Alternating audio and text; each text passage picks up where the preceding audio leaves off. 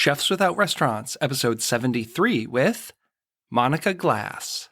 So my path evolved, I would say, it's kind of twofold. One, I've always been a perfectionist and I always reach for the best. So I just, made contacts and continually asked people questions and can I work for you? Can I learn from you? Not even thinking, I would get hired at the next stage, but more I liked to stage places. And so I emailed Michael Lascanas out of the blue. I told him I loved his writing, really resonated, and I really wanted to learn from him. So he invited me in one day for a stage and I was hired that same day, which I didn't even expect. And I also just feel like I was in the right place at the right time. And I believe in luck and I feel very lucky, but also you create your own luck, which is kind of what I did. This is the Chefs Without Restaurants podcast with your host, Chris Spear. Each week, I'll be speaking with food entrepreneurs and people in the culinary industry. If you're interested in learning more about our organization dedicated to helping people build and grow their food businesses, look us up on the web at chefswithoutrestaurants.com and .org, and on Facebook, Instagram, and Twitter at Chefs Without Restaurants. Now, enjoy the show.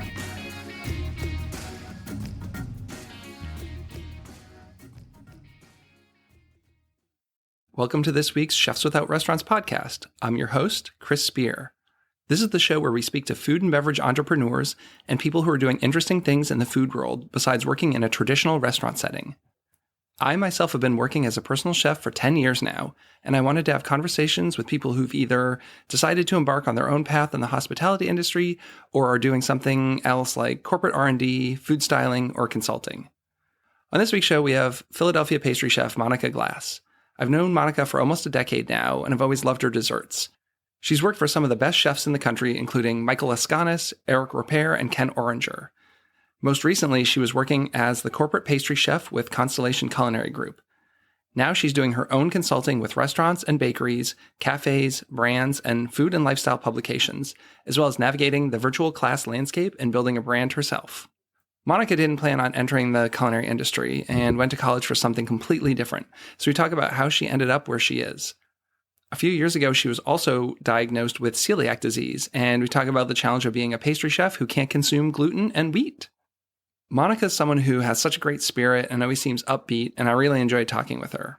As always, I'd love your feedback, so let me know what you think, and if so inclined, I would love for you to go to iTunes, leave a comment there, and preferably a 5-star rating. Thanks so much for listening, and have a great week.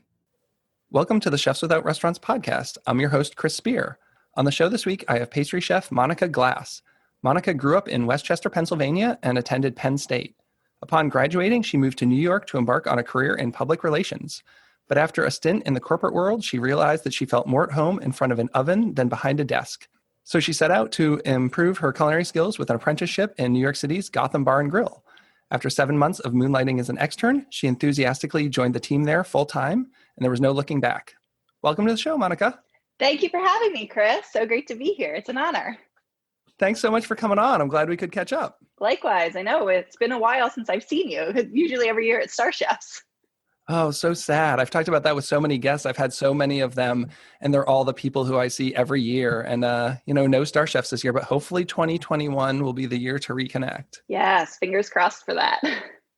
Yeah, it's funny. It seems like you and I have a lot of locations in common. I did a little time in Westchester there. I lived there for about 5 years. I'm in Frederick now, and I know you have some family out this way. And then I also grew up in the Boston area, and you worked up there. So I don't think we've ever been in the same area at the same time. But No, but the next time I do go to Frederick, let's get some coffee. Sounds good. Yeah, I loved Westchester. It was a nice little town. I don't know if quaint is the word, but my wife went back to school and we ended up in Westchester. She went to Westchester U, so we were there for a couple of years, and I really liked it. But it was that time that I really fell in love with Philly. I guess as much as you can fall in love with Philadelphia, is that is that a thing? Philly it's a very unique city. It's very gritty, has its own personality, but you can't not love it. Everybody who lives there just loves it and touts how, amazing the city is. It really grows on you. And I was there during, I think, what was kind of the beginning of the restaurant boom, about the time, I guess, Amada had just opened. I think Vetri was just starting to get some acclaim. Mark hadn't opened any other restaurants yet. That was his only one. And that's kind of when we moved to the area, and just kind of then seeing Philadelphia explode from there. It's been great. And I love going up there and eating as much as I can. Actually, I was just there in February for the Philly Chef Conference, and that was the last thing I did before COVID. I was there the first week in February, and things felt kind of normal, and I was like hugging people. No, first week in March, rather. And we were still, sharing food and giving hugs and interacting with people. And the last restaurants I went out to were there in Philly. And then that was about it. I know. I bummed I missed the Philly Drexel Chefs Conference this year. I had schedule conflicts. So you didn't go to school for culinary. So what's kind of the path that got you from going to school for, what was it, communications? Specifically, I went for film and video, and while I was in college, decided to switch to public relations because I just didn't feel like I was going to be as successful as I wanted to be with film and video. Although some of those skills have kind of came into play a little bit during our quarantining. And with public relations, I really loved writing, and that was another avenue that I wanted to explore, and journalism. And I thought maybe I could go into some sort of thing about that. And so I graduated with a degree in public relations and business, moved to New York City because it was either New York or LA at the time for a career in PR. Decided that once I started working in PR, it's definitely a lot of glitz and glamour, and it was fun, but it wasn't soul fulfilling. And what I realized is that I kept gravitating towards the food clients, the chefs, the culinary events, the cookbook authors that we had, and really took a liking to one of ours, Maureen Petrosky. She wrote I believe it was a wine cookbook at the time. She's from the Philadelphia area, so we just had a immediate connection. And she convinced me that if I really wanted to learn how to cook better, that maybe I should just make a list of my top 10 restaurants and chefs in New York City and go down the list and ask if I can intern for free. And so that's what I did. And at the top of my list was Deborah Rassicot at Gotham Bar and Grill. I had never tasted her food, but I really admired everything that I've read and seen. And at that point, I wasn't really sure whether I wanted to get into savory or pastry, but then learning more about her and her style, that everybody eats with your eyes, so everything has to be pretty, but at the end of the day, it has to be taste delicious, because that is what people are going to remember.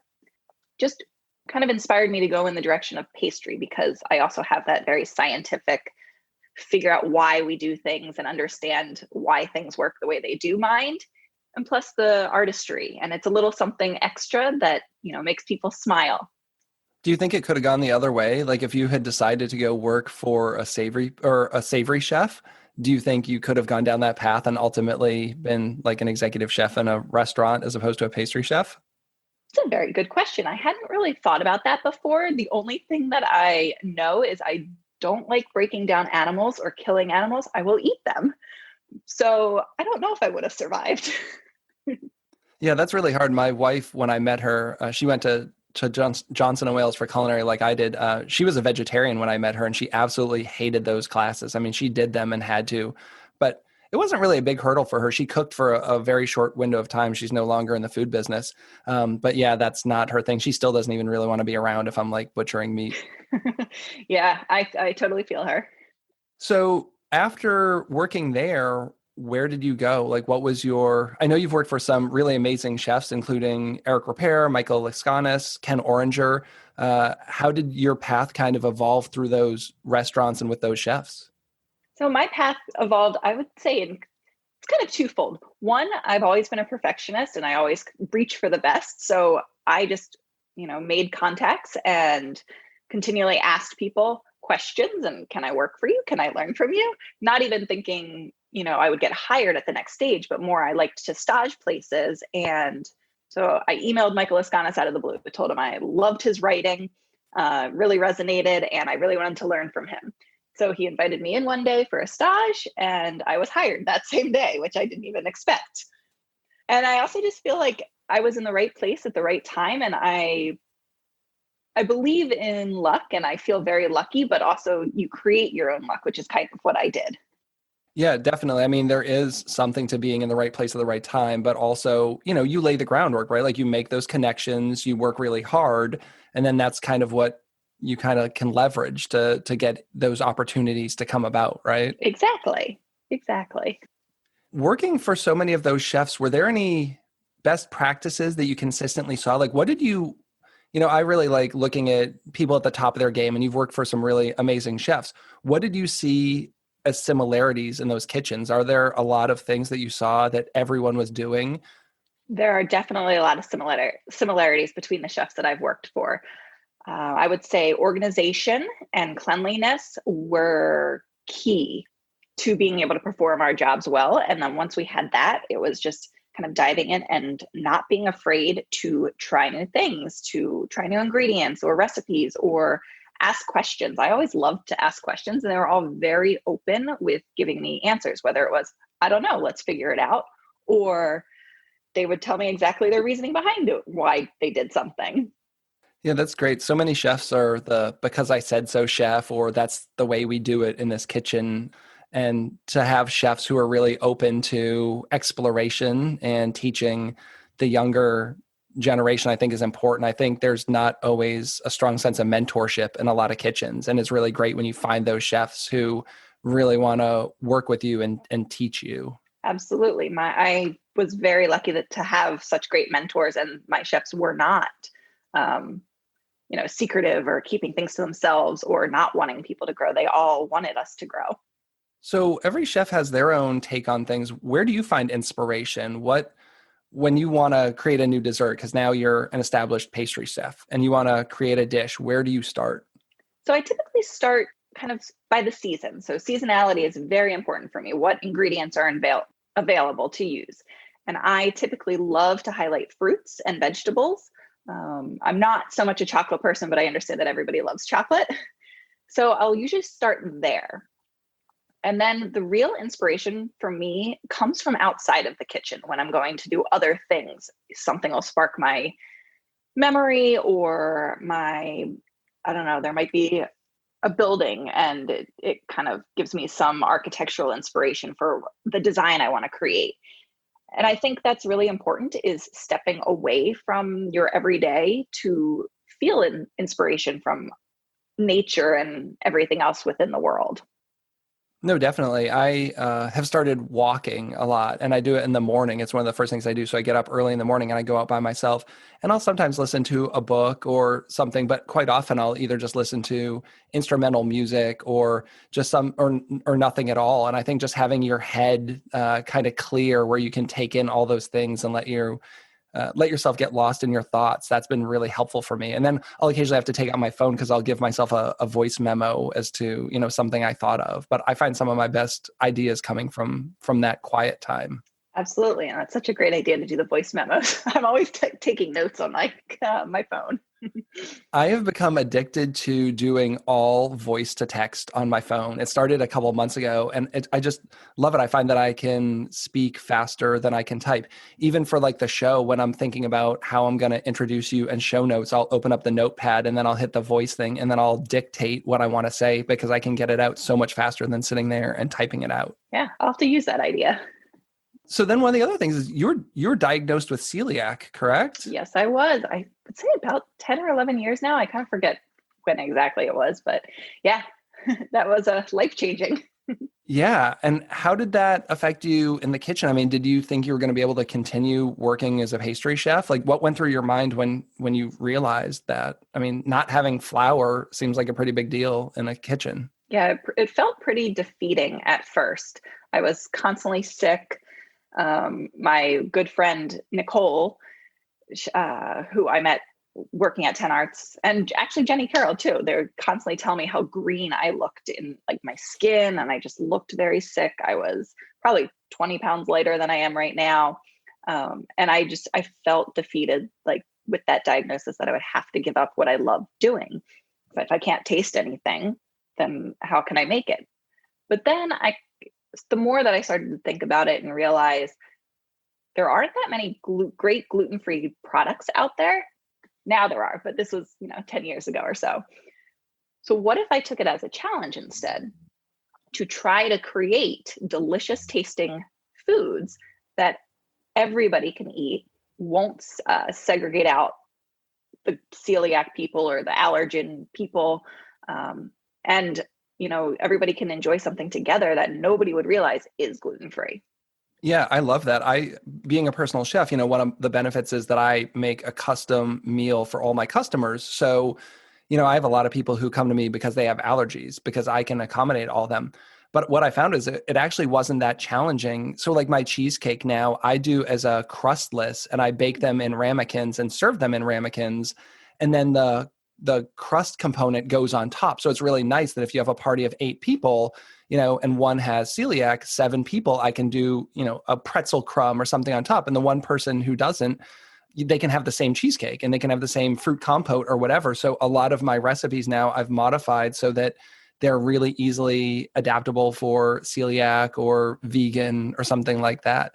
And I just find, it must be great to be able to eat foods that seem like the same foods that everyone else can eat. Because I was actually a vegetarian for a while, and like that was 20 years ago, and all you got was like a plate of vegetables or like a portobello mushroom burger. You'd see all these people get like shrimp and grits, and now I have this portobello mushroom. It's like, wow, that's really lame. Like, why couldn't you do something more interesting? And I'm sure with celiac, it's the same thing, but hopefully easier for you now as a diner. It's definitely much easier now. I feel like with it becoming more mainstream, it's great in a way that people have learned to adapt it into their, cooking styles and restaurants and everything. But then it's also not necessarily taken as seriously, which could be a bad thing.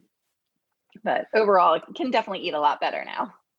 So what are some of your favorite desserts to make? You said you like to work with a lot of fruit, not chocolate as much. I'm kind of the same way. Do you have favorite things that you have built into your repertoire?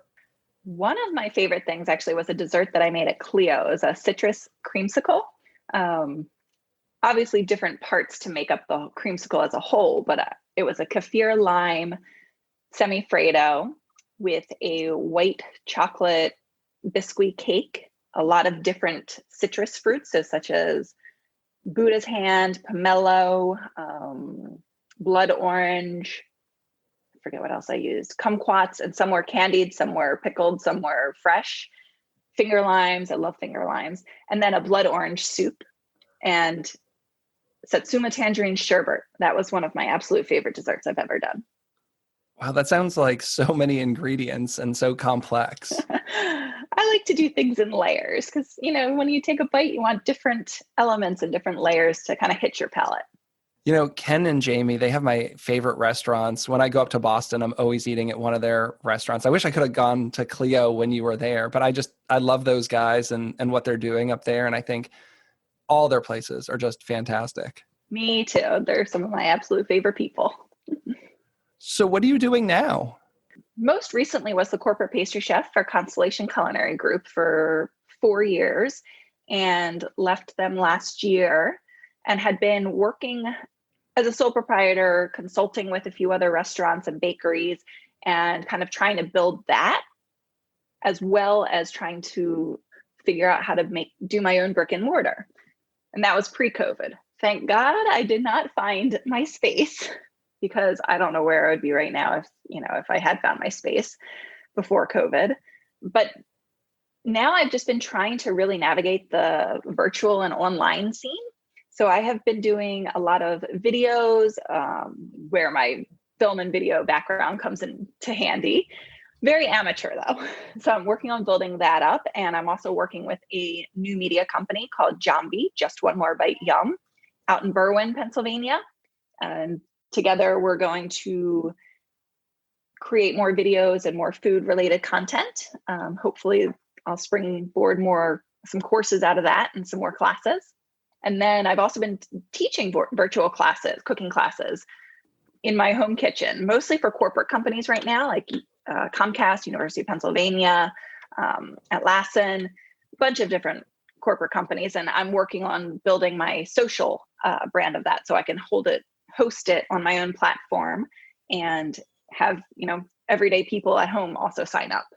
It definitely sounds like having the background in that is helpful because now everyone's trying to do that. And I think it's really hard. I mean, people have asked me, it's like, I don't even know where to begin. I mean, I could throw my laptop and my webcam up there, but it's not going to have the same production value as someone who really knows what they're doing. Well, I don't have all that fancy equipment. So that's basically what I am doing. It's just throwing my computer and my webcam up. But you do have, I mean, you have skills, thankfully. I think you can do a really great job. And I've seen people do a good job with it. I don't even know what I would begin to do, but so many people have started doing that. It's just not something I've wanted to jump in, but maybe I'll have to take a class when you start doing, Yeah. I'll do pastry classes for sure. Awesome. I would love to have you join us. I've also been doing more volunteer work for CCAP. I did a few things for Save Philly Eats, helped a friend who was losing her restaurant at the time just so she could get some free labor in. And I'm also expanding my role with CCAP now, which is Careers Through Culinary Arts programming. They teach people or young people how to get a job in the food service business. Is that right? That is correct. Through mentorship, career ready programming, and workshops. Are they a national organization? They are national. We have offices all over New York, Chicago, Philadelphia, Arizona, and LA. Wow, what a great thing. I was just talking about this last night with my wife, the whole idea, like when I was growing up, you were kind of pushed to go to like regular school, like a traditional college, but like I wanted to be a chef. I don't know why I didn't go to Votech. Like I wish I had started at a younger age. And I think now you're seeing more people, they're realizing at an age before college that maybe their path isn't going to like an Ivy League school or even a regular college for like psychology or whatever business, that they're going to be a chef or a mechanic or whatever. And I think having those programs to really help them start that path at a younger age are fantastic. Absolutely. And we're just inspiring them and giving them the tools and mentorship to help make their dreams happen. Well, that's great. I love that, that you're helping out with that. Yeah, it really makes, my heart sing. And it's why I got into cooking in the first place, is because I really like to work with my hands and I like to make people smile. Now, you had mentioned that you were looking at a brick and mortar. So what are you hoping to start? Can you share a little bit of the details there? Well, the plans are very much changing now that we're kind of in the landscape. Will I open a brick and mortar still? I'm not sure. I have a lot of ideas going through my head. I'm, like I said, I'm going to try to start with the virtual component first and then kind of reverse engineer my idea and hopefully down the line open the brick and mortar, but we'll see.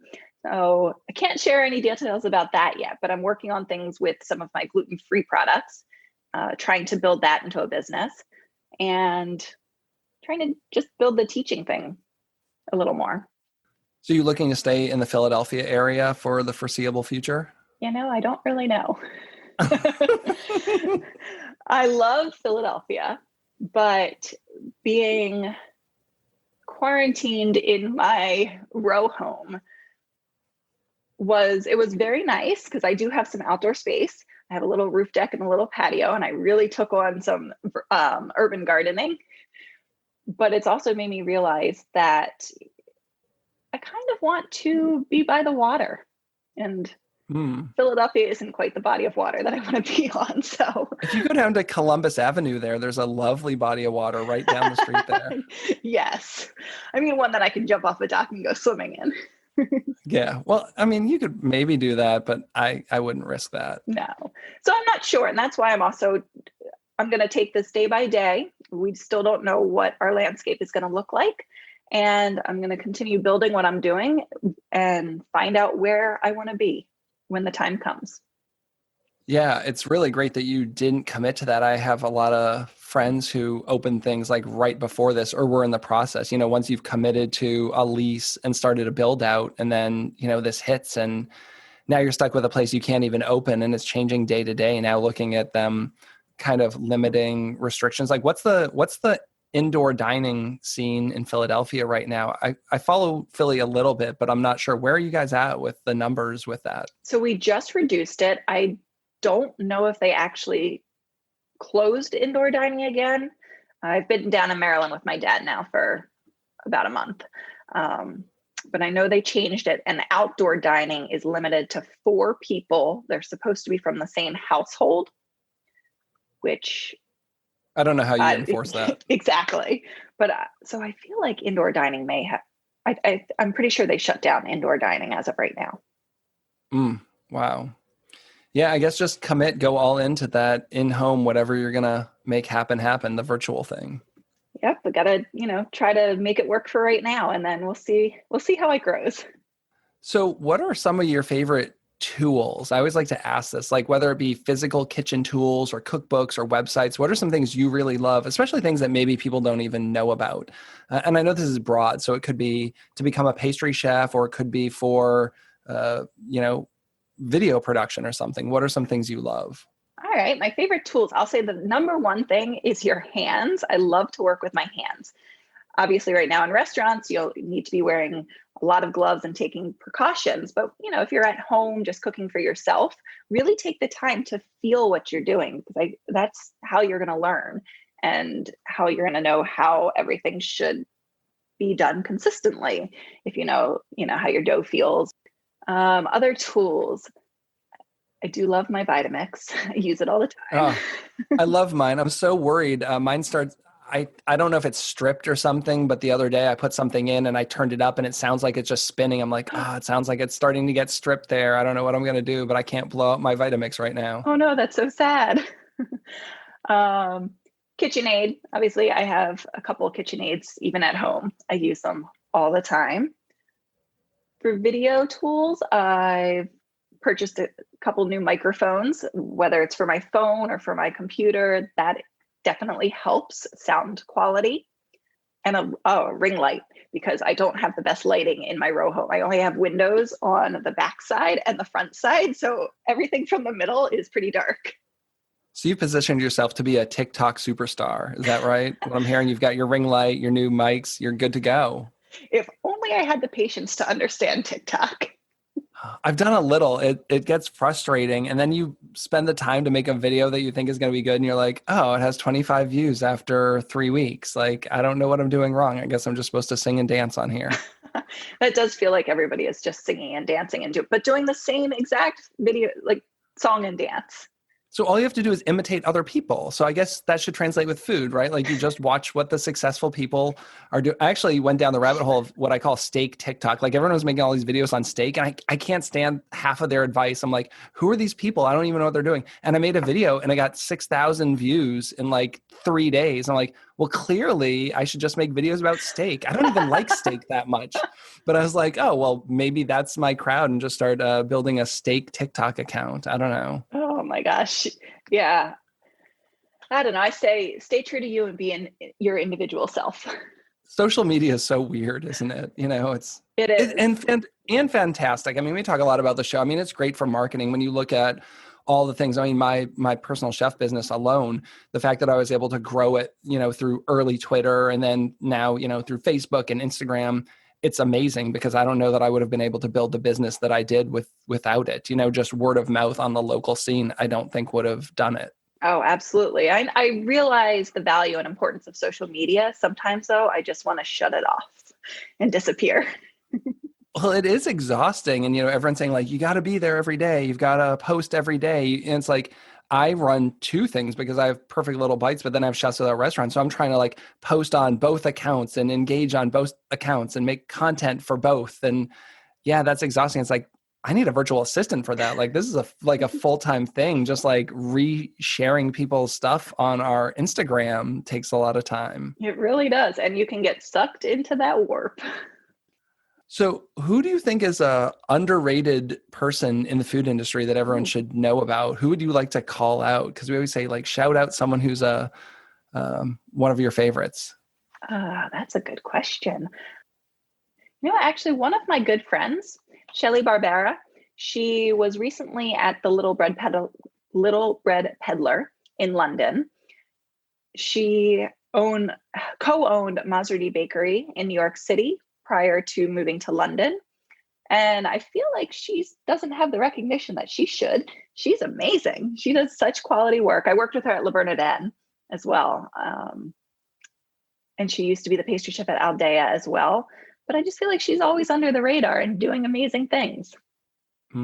Well, that's great. Yeah. And again, that goes back to like social media. I'm always amazed when you see people who you think are like, there's people I love and admire and are really well known. And then they have like 200 followers on Instagram. You're like, why? Everyone should be following this person. Everyone should know about them and the amazing things they're doing. And maybe they're not spending a lot of time on it, but I still think everyone should know about them. Like there's some 14-year-old who has like a omelet Instagram page or something with 2 million followers, but like you don't know this like Michelin starred chef. It's crazy. It is crazy how that works. Do you have any advice for people who are looking to start their own business, whether it be a food business or something? Like, what are some of your, the low-hanging fruit, the easy stuff, or things that you wish you knew? I feel like I don't know anything. In starting a You're business. just making it up. I'm just You're just making it up as you go along. day. Yeah. Listen, we all do, for sure, myself included. But I would suggest use your network and your resources, because once I started talking about it, like so many of my friends came to me like, oh, I can help you with this. I can help you with this. And it's amazing that everybody actually really wants to help. And also to, I don't know, maybe look outside of your comfort zone. I decided to take a couple courses on entrepreneurship this past year just to help me figure out, the steps that I don't know, and even just to stay inspired and have that kind of other mentorship. That would be my suggestion. Well, we talk about that a lot because that's one of the reasons I started the whole Chefs Without Restaurants thing, because, I went to school for culinary arts. Like that, you have like one business class and a couple things like that, but then you go and start a business. It's like, I don't know anything about marketing. I don't know anything about accounting. I don't know anything about anything that's not cooking, right? Like I've only worked in kitchens. I started at 16.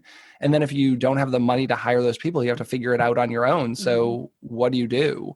And thankfully there's so many resources on the internet, but so many people who have information to share. So can we kind of get together and share all that stuff in, one or two places? Yep, absolutely. I know it's kind of like picking a favorite child, but do you have a favorite dessert? Ooh. Favorite dessert? Usually ice cream. I love ice cream, particularly peanut butter ice cream stuffed with Reese's peanut butter cups. So is that a peanut butter base? Peanut butter base, yes. That sounds delicious. You don't see a lot of peanut butter bases often. You see a lot of the chocolate ice cream with like the peanut butter ripple, but you don't often see a peanut butter base. Give me the peanut butter base with, I don't know, the Reese's peanut butter cups, or maybe a very small chocolate ripple in there. And that's what I want. Oh, so you like the reverse. You like the peanut butter ice cream with the chocolate ripple. I'll have to, and those, I've never seen one of those at all. I'll have to search out one of those, or I guess make it my own. I love making ice cream. It's become one of my hobbies. We can make it virtually together sometime.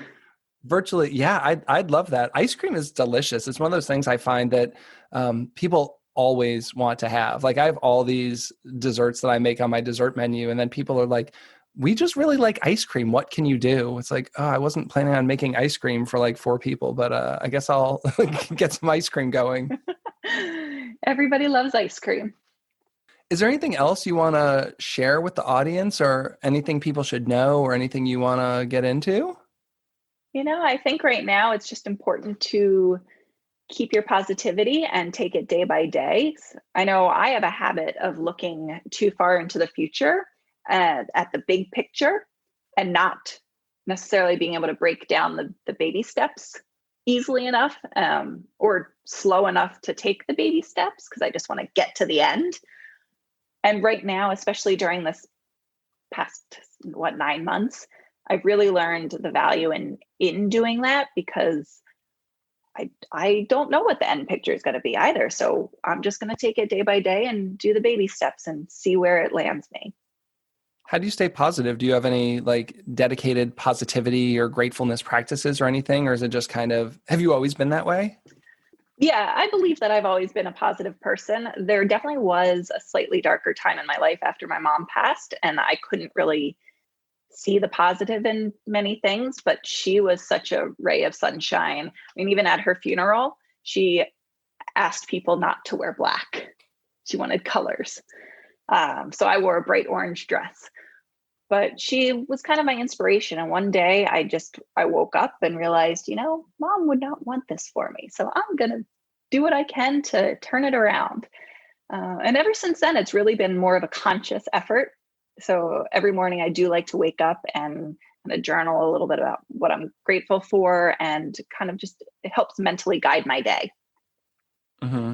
No, I'm a big believer in that, and that's something I do, and I've worked with it with my kids. Have you heard of the 5-minute journal? Do you know the 5-minute journal? No, I don't. It's like it's a gratefulness, and it's like, what are 3 things you're grateful for? What are 3 things you're looking forward to? And what are some positive affirmations? And it's an app on your phone, but you can also get it as a book, but they also make one for kids that's really even more kind of whimsical and stuff like that. And it has great inspirational quotes geared towards kids. So I do mine on my phone. And then at the end of the day, it's like, what are 3 things that went really well today? Anything you would have done differently? And just kind of, it lets you reflect at the beginning and the end of the day, kind of on, what you're thinking about, what you're grateful for, and looking back on what worked, and just kind of bookending your day on the positive note. And it's something I've done for a number of years, and I find it really helps you keep things in perspective. I'll have to look that up. I really like that. Well, thanks so much for coming on the show. I really appreciate you taking the time. It was great to catch up with you. Thanks for having me, Chris. I really enjoyed speaking with you. And I'll put all your info in the show notes. Hopefully you'll be doing some cooking classes. We can get someone in there, and I would love to come take one of your virtual classes sometime. Awesome. Yes, you can find me on Instagram, email, website, and happily we'll book something. We'll put it all in there. Awesome. Thank you so much. You're welcome. Well, thanks so much for listening. This has been Chris Spear and the Chefs Without Restaurants podcast. As always, you can find us at chefswithoutrestaurants.com and .org, and on all social media platforms. Thanks so much, and have a great week. Thanks for listening to the Chefs Without Restaurants podcast. And if you're interested in being a guest on the show or sponsoring a show, please let us know. We can be reached at chefswithoutrestaurants@gmail.com. Thanks so much.